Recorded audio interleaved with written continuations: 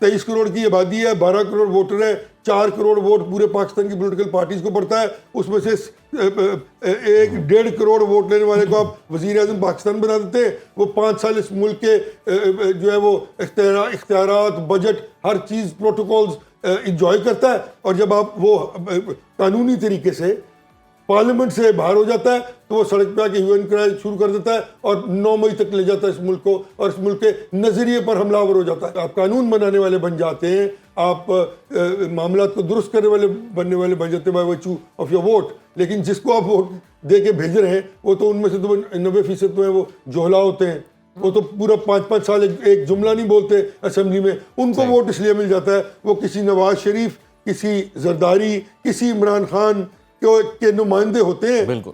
और वो बैठ के वहां पे जाके आज तक कभी किसी ने देखा है कि मैं तो जी फलानी पार्टी के साथ हूं तो मैंने तो जाके फलाने बंदे को वोट दे दिया है? ओ भाई ये तो देख लो कि वो बंदा कौन है। हमारे साथ मौजूद सीनियर सियासतदान हैं ज़हीम कादरी साहब, बहुत शुक्रिया आपके वक्त। कैसे हैं जी? Thank you very much. Zaheem Qadri साहब, अब बहुत अहम प्रेस ब्रीफिंग हुई जिसका इंतजार भी था काफ़ी अरसे से लोगों को कि एक अरसे के बाद इस तरह की प्रेस ब्रीफिंग सामने आई है जिसमें 2 टोक मौक़िफ़ सामने आया है। पाक फ़ौज के तर्जुमान का DGISPR की जानिब से कहा गया कि इंतशारी टोले के साथ ना डील होगी ना ढील होगी। टोटल ओवरऑल कैसी देखी आपने ये सारी प्रेस? देखिए, एक तो बड़ी जामे प्रेस कॉन्फ्रेंस थी और बहुत सारे एवेन्यूज़ को उन्होंने डिस्कस किया जी, जो कनेक्ट इस दिन का, इस सानहे का, मैं तो कहूँगा नज़रिया पाकिस्तान से, उसको भी डिस्कस किया उन्होंने। जी बिल्कुल। कौमों को सही रास्ते पर लेकर जाना उस मुल्क की रियासत पाकिस्तान और इदारों का काम है। जी, जब इस तरह के लोग सियासत की आड़ में आकर मुल्क के नज़रिए को कन्फ्रंट करना शुरू कर दें, उस मुल्क की हमीयत को तबाह करना शुरू कर दें, तो उससे लोगों की रूह तबाह हो जाती है। मैं ये समझता हूँ कि उस दिन मेरी तो कम से कम रूह मजरूह हुई थी इस पाकिस्तानी कि इस मुल्क में ये क्या मुझे देखना पड़ रहा है, ये क्या हो रहा है। हर पाकिस्तानी की हुई थी ना। तो अर्ज़ ये है कि अगर आप इस तरह की चीज़ों को दरगुजर करते रहेंगे और इन चीज़ों को you would not put your foot down, तो ये लोग फिर और हौसला अफजाई होगी।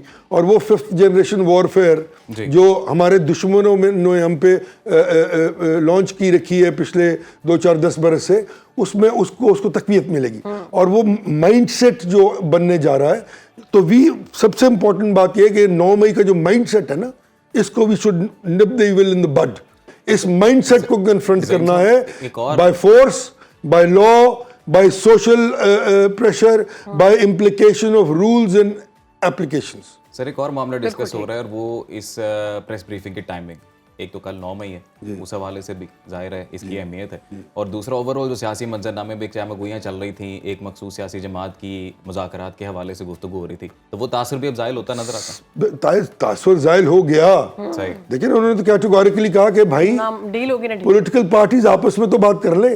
ये है वो बात जो मैं करता हूँ कि अगर नेशनल कंसेंसस करने के लिए आप आपस में नहीं बैठ सकते और अपनी incompetence, corruption, dishonesty, non political attitude को छुपाने के लिए, ये 4 लफ्ज आपने याद रखने, आप अपनी हर जो आपका लैप्स है, जो हर आपकी इल्लत है, उसको छुपाने के लिए आप एस्टैब्लिशमेंट पर इल्जामात लगाना शुरू कर देते हैं कि आपने ये किया है, आपने ये किया है, और फिर उस पर बहस करते करते लोगों को इन्वॉल्व करके फिर दोबारा अपने आप को पॉलिटिकल एरिना में ले आते हैं। भाई आपने 4 साल रहे, आपने डिलीवर नहीं किया, आपने मुल्क का 24,000 अरब रुपया कहाँ इस्तेमाल किया, आपके पास कोई जवाब नहीं है। 2 आप मेगा प्रोजेक्ट्स लॉन्च नहीं कर पाए उन 4-4.5 बरसों में, आपने मुल्क की फॉरेन पॉलिसी को तबाह बर्बाद कर दिया। उसके बाद आप आ गए सड़कों पे कि जो मुझे निकाल दिया गया।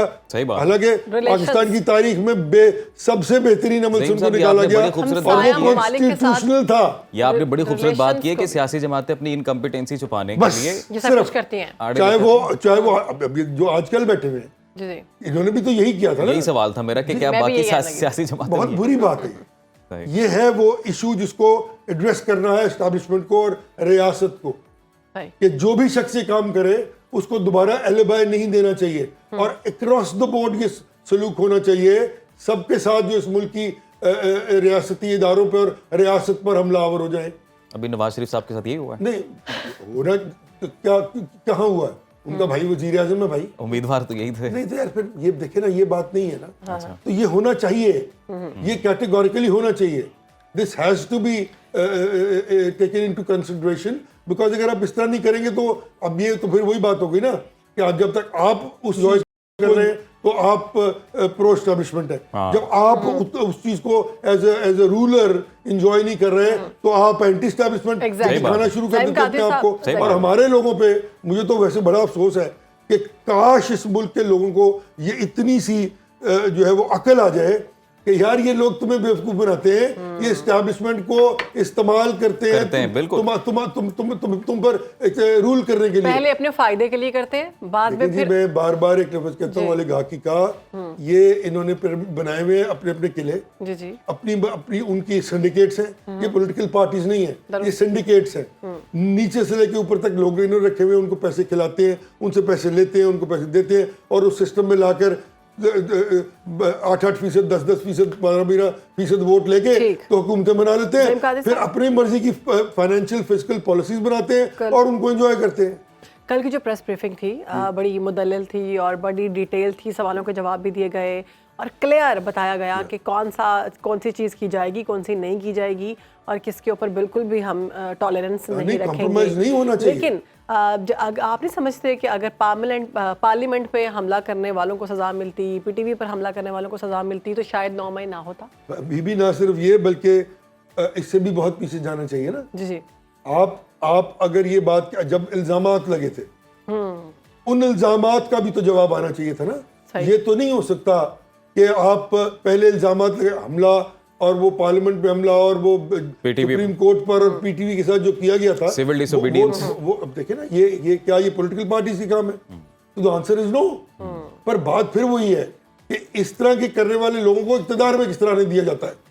क्यों नहीं उनका रास्ता रोका गया जब उन्होंने पार्लियामेंट पे हमला किया था और पीटीवी को जलाया था? पॉइंट भी यही है। क्यों उनको खड़ा करके लाके आपने एलिबाई दे दिया था कि आइए इलेक्शन लड़िए, अब 8% वोट लीजिए, 23 करोड़ की आबादी है, 12 करोड़ वोटर है, 4 करोड़ वोट पूरे पाकिस्तान की पॉलिटिकल पार्टीज को पड़ता है, उसमें से 1.5 करोड़ वोट लेने वाले को आप वजीर आजम पाकिस्तान बना देते हैं। वो 5 साल इस मुल्क के जो है वो इख्तियारात, बजट, हर चीज़, प्रोटोकॉल्स इंजॉय करता है और जब आप वो कानूनी तरीके से पार्लियामेंट से बाहर हो जाता है तो वो सड़क पे आके ह्यू एंड क्राई शुरू कर देता है और 9 मई तक ले जाता है इस मुल्क को और इस मुल्क के नजरिए पर हमलावर हो जाता है। तो ज़हीम साहब ये सवाल फिर किसे करेंगे? 9 मई इस मुल्क के नजरिए पर हमला था जी। अच्छा, उनकी जानिब से ये भी कहा गया कि अगर बातें की जाती है ना कि अब इस चीज़ की तहकीकात हो, उस चीज़ की तहकीकात हो, तो उन्होंने कहा फिर इस चीज़ की भी तहकीकात करनी चाहिए कि जो धरने किए गए वो किसके स्पॉन्सर्ड थे। नहीं बिल्कुल, ये तो ऑब्वियसली देखे ना, फिर वही बात आ गई। बात ये है कि ये बिल्कुल, अगर मैं तो समझता हूँ कि हर चीज़ की तहकीक होनी चाहिए, क्यों ना हो। तो क्या इस चीज़ का इल्म था कि धरने स्पॉन्सर्ड थे? देखिए स्पॉन्सर्ड नहीं होता कोई चीज़, स्पॉन्सर्ड तो ये खुद खेल रहे होते ना। मैं बहुत सारे वाकयात जानता हूँ जो मैं कह नहीं सकता, सही खुद चले जाते हैं ये 2 नंबर पॉलिटिशियन, सारे जाके 12-12 घंटे दफ्तरों के बाहर बैठे रहते हैं कि हमें सिर्फ आते जाते हम साहब को सलाम कर लें। भाई अगर तुम इतने पॉलिटिकल हो तो तुम कम से कम खड़े होकर अपनी सियासत करो यार। Go back to your core, go back to the people of Pakistan, क्योंकि उनके लिए तो किया ही कुछ नहीं ना कभी। क्या उनकी एजुकेशन को एड्रेस किया? क्या उनके पानी के मसले को एड्रेस किया? उनके ट्रैफिक के मसले को, हेल्थ के मसले को, उनकी बिजली के, हेल्थ के, education, anything? No, they have not done it. तो क्या करते हैं कि फिर चोर दरवाजों से इक्तदार में आते हैं और तभी तो 40-40 साल से, 45-45 साल से मुल्क को वो कहते हैं ना जोंकों की तरह लगे हुए लोग यार। तो माजरत से ये इस्टेब्लिशमेंट का भी मैं बिल्कुल वाज़ेह तौर पे कह रहा हूँ कि रियासत पाकिस्तान का ये फर्ज है कि इस तरह के अवामिल जो 9 मई तक ले जाते हैं बातों को, उनके उस रास्ते को पहले ही रोक देना चाहिए जब वो इस सफर पे चल रहे हैं और जब वो इस मुल्क के बच्चों को, यूथ को एग्रेशन और टेररिज्म और लड़ाई झगड़ा माँ बाप के खिलाफ बात कर रहे हैं। वो कह रहा था आज एक उनके लीडर साहब हैं असद कैसर साहब, जी जी, उन्होंने इतनी, मैं तो समझ नहीं आ रही क्या गुफ्तगू की, उन्होंने कहा माफ़ी तो मैं अपने बाप से भी नहीं मांगता हूँ। अब बाप रब का रूप है, अगर आपने रब से माफ़ी मांगनी है आप अपने वालिद से माफ़ी मांग लें, रब आपको माफ़ कर देता है। बिल्कुल ऐसा ही। तो वो शख्स ये कह रहा है कि मैं तो अपने बाप से भी माफ़ी नहीं मांगूंगा, यानी कि उनको कोई शर्मिंदगी नहीं अच्छा, है। ये माफ़ी वाली बात पे उन्होंने कहा है कि इंतशारी टोले को ये पैगाम दिया क्लेयर कि एक ही रास्ता है, सिद्ध के दिल से माफ़ी मैं मांगे। डिसएग्री करता हूँ इससे। ये कोई तरीकाकार नहीं है कि आप पूरे मुल्क को जला दें, पूरे मुल्क की साइकी को तबाह कर दें, पूरे मुल्क के नजरिए को तहबाला कर दें, शोहदा के मुजस्समों की आप जो है वो बेतौकीरी करें, उनके बच्चों पर जो खानदान वालों पर क्या गुजरा होगा, और उसके बाद आप कहेंगे माफी मांग लें और आप माफ कर दिए जाएंगे। नफरत की सियासत लेकिन छोड़ें। उसकी तो मिसालें भी दी ना, तामीरी सियासत में हिस्सा लें। अपनी प्रेस ब्रीफिंग में मिसालें दी, जैसे कि लंदन में जो रॉयट्स हुए, कैपिटल हिल में जो हुए, वहाँ पे जिस तरह से सजाएं दी गई लोगों को, उसकी तो एग्जाम्पल भी दी ना उन्होंने। लेकिन ज़हीम साहब, अभी ये 9 मई के वाक़े की जुडिशल इंक्वायरी का मुतालबा तो खुद पीटीआई भी करती रही है, तो भी डीजी ISPR ने भी कह दिया इस हवाले से। अब उन्होंने बोला जी 2014 में धरने क्यों हुए, ये मामला भी डिस्कस होंगे, कहानी वहाँ तक जाएगी। डीजी ISPR की जानिब से बताया गया ना। लेकिन सर पीटीआई के बनाना तो गवर्नमेंट का काम है ना जी। पीटीआई के मुझे पता है वो जो रऊफ हसन साहब ने कहा है कि जी आप इसको देखें। हाँ बिल्कुल, अगर वो ये कह रहे हैं तो उसको भी देख लें, उसमें भी इन्हीं का कसूर निकलेगा।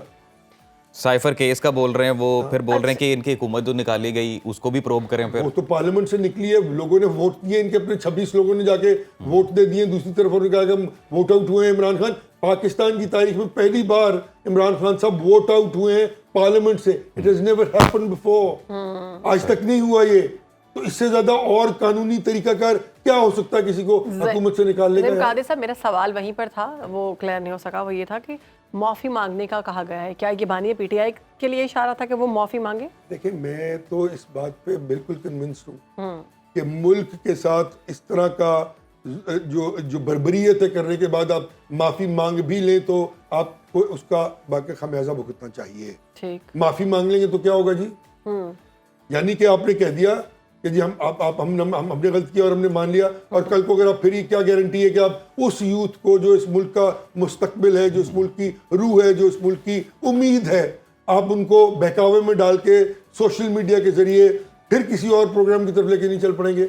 कहा है ना कि आप सियासत जो है वो तामीरी करें और इंतशारी सियासत और नफरत की सियासत को छोड़ें। तो फिर ये सवाल होते हैं कि अब तो ऐसा नहीं होगा। तो मैं इसी बात से डिसएग्री कर रहा हूँ ना कि जो लोग एक वक्त पे गाली देते रहे वो माफी मांग के आ गए, उन्होंने माफी मांगी भी नहीं और आके दूसरी तरफ की बात करनी शुरू कर दी, तो वो तो फिर रोज कर रहे हैं वो ये काम। तो 5 बार तो कर चुके हैं जो हुक्मरान है वो 5 बार तो ये कर चुके हैं ना।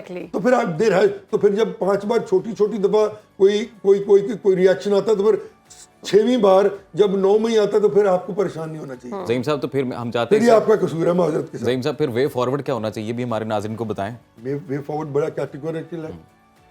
देखिए, डेमोक्रेटिक प्रोसेस, डेमोक्रेटिक नॉर्म्स अपने अंदर एवोल्यूशन का एक प्रोसेस रखता है।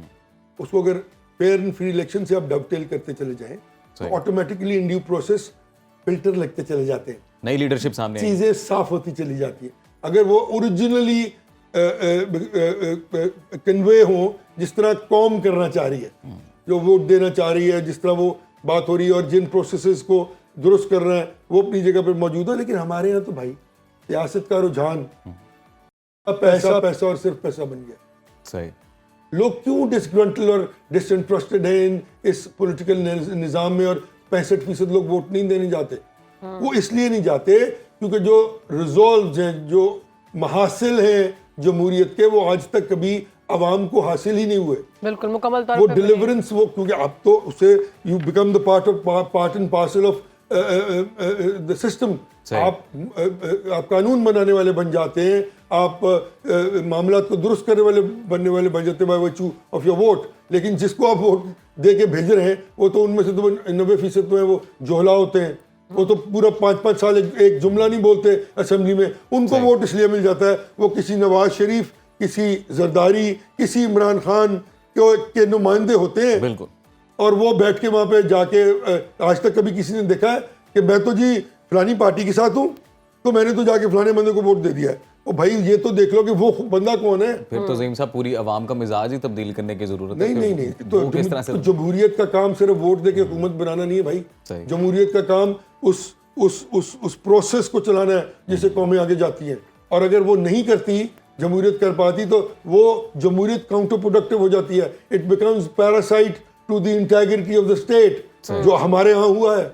एग्जैक्टली। हमारे यहाँ जमहूरियत जो है वो तमाम मिलतों और आलाइशों की अमाजगा बन गई है, अपने अपने बेसिक इंफ्रास्ट्रक्चर के ना होने से। बट बिल्कुल सर दुरुस्त वो कहा आपने कि हमें रिक्वायरमेंट्स सबसे पूरी पहले नहीं तो अपने हुई यहाँ पे basic जमहूरियत की ना, infrastructure को मोडालिटीज ही बेहतर पूरी करना नहीं है। देयर इज एम साहब सिल्वर लाइनिंग, और वो ये कि एटलीस्ट बात होना शुरू हुई है, मामला डिस्कस होना शुरू हुआ है खुल के, हम लोग भी इस तरह के प्लेटफॉर्म्स पे डिस्कस कर रहे हैं, तो होपफुली नियर फ्यूचर इंशाल्लाह इसका कोई अच्छा नतीजा निकलेगा। बहुत शुक्रिया सर बहुत आपके शुक्रिया। वक्त का।